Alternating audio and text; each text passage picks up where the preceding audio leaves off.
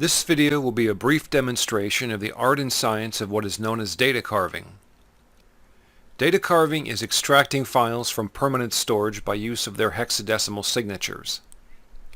Files are stored in hexadecimal format and are recognized by the administering file system by their opening and closing signatures, otherwise known as magic numbers in digital forensics.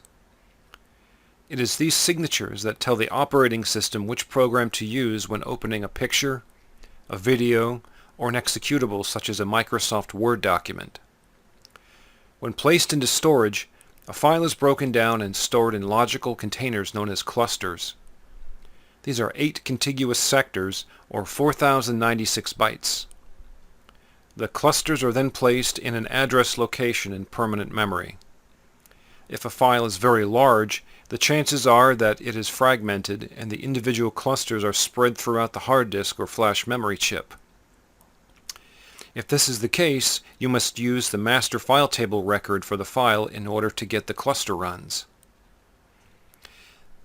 In this simplified example, the contents of a picture fit within one cluster. I will identify the picture, which is a .png file, by its opening hexadecimal signature. I will extract the contents of the picture to an empty hex editor file and save it as a .png file. The file can then be opened by any picture viewer. As you can see, this is the opening identifying signature for the PNG file. It's hex 89504E47 0D 0A 1A 0A. I will now extract all of the contents of the PNG file.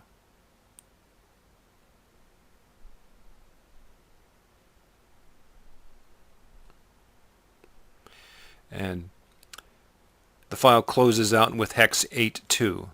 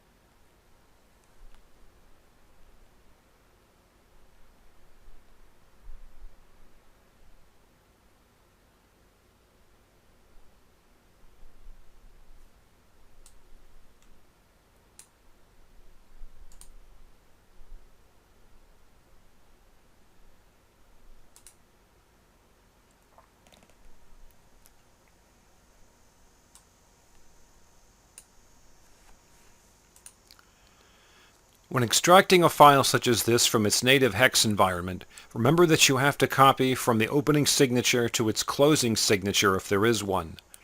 Some files do not have footers.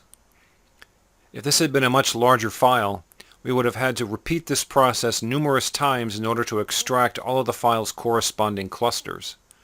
This was a simple example. If this had been a more complicated file type, like a zip archive file or a Word 2010 document, some calculations would be needed to be done first in order to figure out where the file ended.